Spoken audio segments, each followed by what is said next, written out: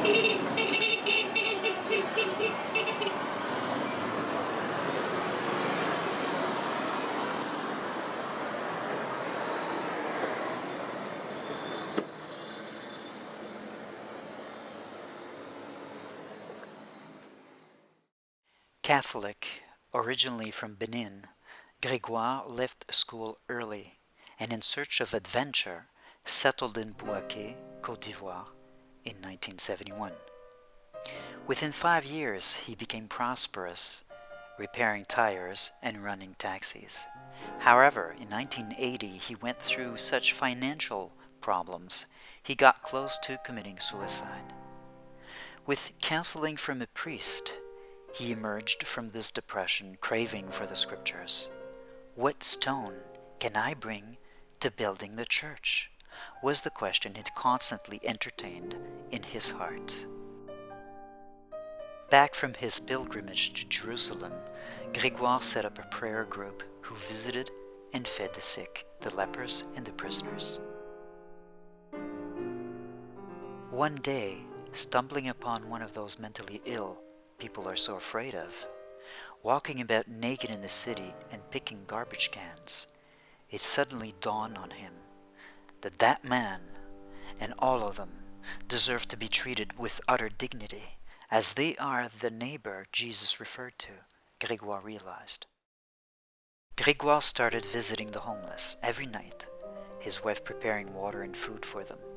But deciding this was still not enough, he set up a refuge in the back of the Bouaké hospital, where he started treating them with the help of psychiatrists.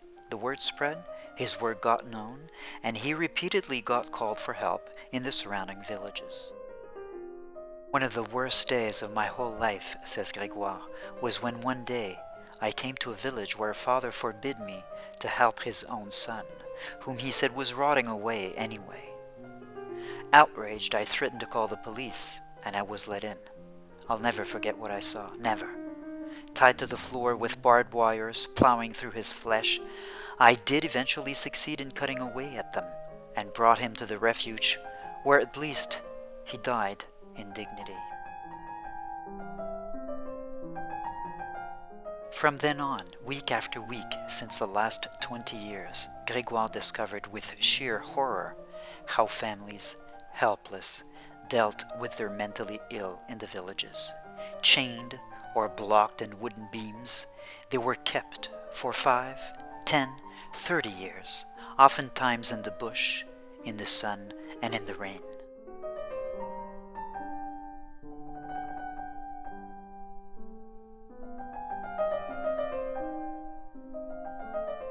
Faithful to the founder's wish to get ever closer to all those who are fragile, St-Camille Association built one residential center after another to meet the growing needs, such that 20 years later there are now 4 such inpatient centers in Côte d'Ivoire and a 4th one nearing completion in Benin. There are 200 inpatients at any one moment in each of those centers, all of them staffed mainly by patients that have been successfully stabilized, of which some have become nursing aides, while others, having had their nursing curriculum paid by St-Camille, became certified nurses.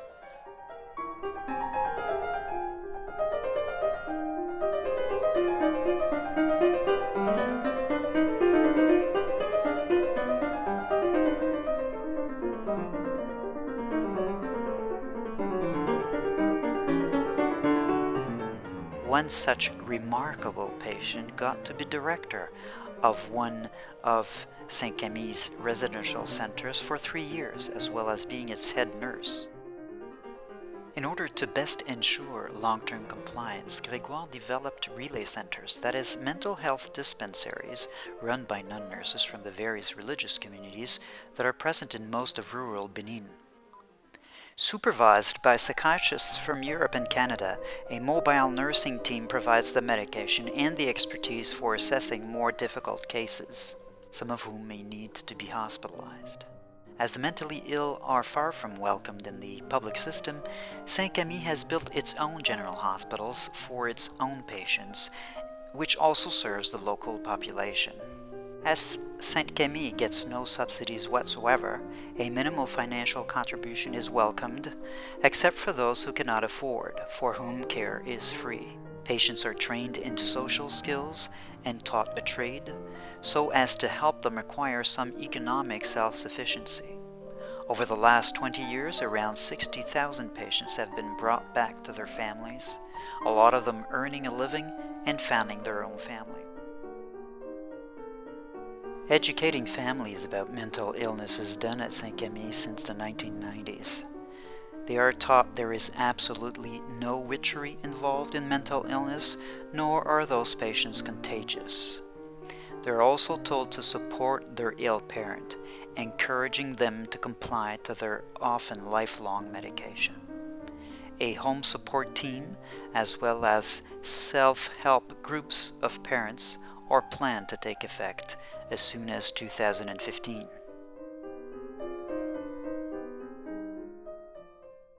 Now here we see Amadou, a young man chained for 7 years before he got freed by Grégoire many years ago. He works as an assistant now for the radiology department at Bouaké St-Camille General Hospital. And now this is Janvier, chained like no animal would ever be. This man has now become the pride of his village, as he provides palm oil through operating a machine St-Camille bought for him. He now has a wife and children.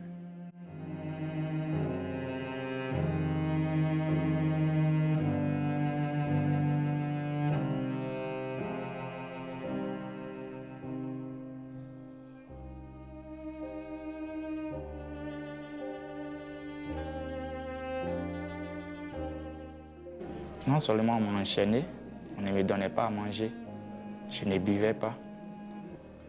J'ai un devoir. Étant malade et qu'on m'a aidé à me retrouver, moi aussi me dois de les aider, c'est-à-dire aider les malades à se retrouver. All this being said, a lot of work lies ahead, and Grégoire knows it very well. As people come to know about St-Camille, some inhuman situations get more and more brought to St-Camille's attention. This is the case of prayer camps in Togo. Grégoire has been fighting for years now the maltreatment patients in those sects are victim of. Families bring their mentally ill in hundreds of privately owned prayer camps, believing the miracle cure so-called prophets or Pentecostal or evangelical religious leaders promise in return for a generous financial contribution. In fact, patients are forced to urinate, bathe, sleep, and defecate in the spot where they are chained, as Mrs. Shanta Bariga has rightly denounced as part of the 2012 Human Rights Watch report on prayer camps in Ghana.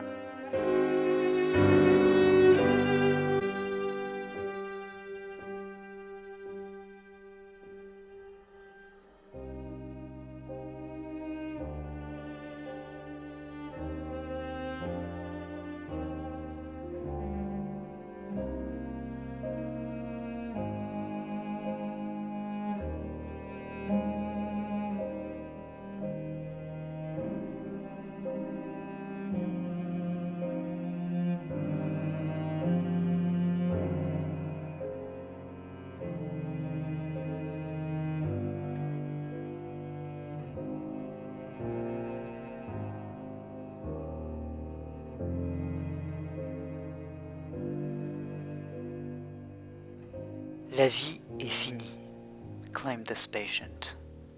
Just imagine yourself chained until the prophet says you're well enough to be freed.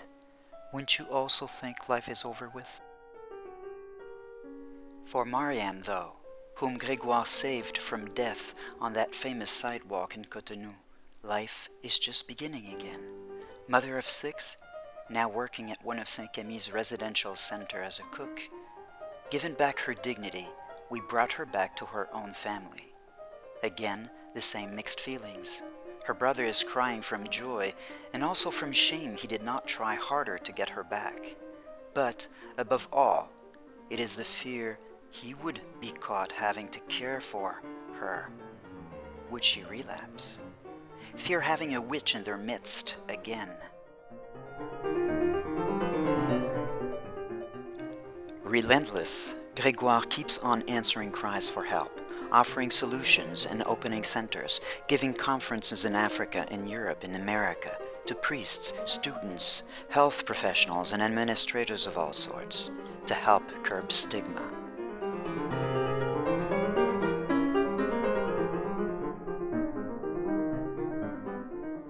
Nous devons changer notre regard. Grégoire keeps saying everywhere. We must change the way we look at people who are fragile, because all this is about humanity.